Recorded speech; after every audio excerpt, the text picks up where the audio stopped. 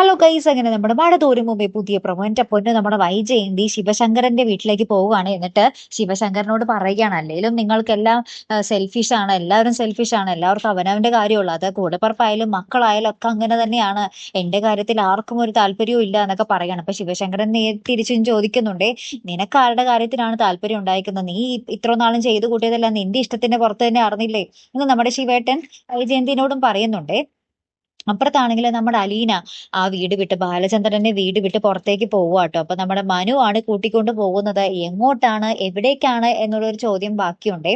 അപ്പൊ വൈജയന്തി തിരികെ വീട്ടിൽ വന്ന് കുറച്ചു നേരമൊക്കെ കഴിയുമ്പോൾ നോക്കുമ്പോഴത്തേക്കും നമ്മുടെ അലീന ബാഗൊക്കെ പാക്ക് ചെയ്ത് വന്ന് യാത്ര പറയുകയാണ്. അപ്പൊ നമ്മുടെ ബബിതയും കൃഷ്ണമോളും മനുവും ഉണ്ട് കേട്ടോ കൂടെ.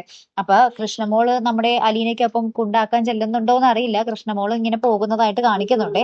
അപ്പൊ മനു കൂടെ ഉള്ളത് കൊണ്ടാണ് ഒരു സംശയം, ഇനി മനുവിന്റെ വീട്ടിലേക്ക് നമ്മുടെ മുത്തശ്ശീനെ നോക്കാൻ വേണ്ടി കൊണ്ടുപോകുമായിരിക്കോ എന്നുള്ളൊരു ചോദ്യവും ഉണ്ട് കേട്ടോ കൂട്ടുകാരെ. അപ്പൊ ഇനി എന്തൊക്കെയായിരിക്കും സംഭവിക്കാൻ പോകുന്നത്? വേറെ അതിനുള്ള ഒരു പ്രധാന കാരണം അറിയാൻ പറ്റിയത് കാരണം എന്താന്ന് വെച്ചാൽ, നമ്മുടെ കമല പെട്ടെന്ന് ഇങ്ങനെ ഒരാളെ കണ്ടിട്ട് ഭയങ്കരമായിട്ട് ദേഷ്യം തുള്ളി കാലി തുള്ളി ഇങ്ങനെ നിൽക്കുന്നുണ്ട്. അപ്പൊ നമുക്ക് ഏകദേശം ഉറപ്പിക്കാൻ സാധിക്കും നമ്മുടെ അലീന അങ്ങോട്ടേക്ക് തന്നെയാണ് ചെന്നിരിക്കുന്നത് എന്നല്ലേ. കാത്തിരിക്കട്ടോ. അപ്പൊ അടുത്തൊരു വീഡിയോ വരുന്നത് വരയ്ക്കും ഗുഡ് ബൈ.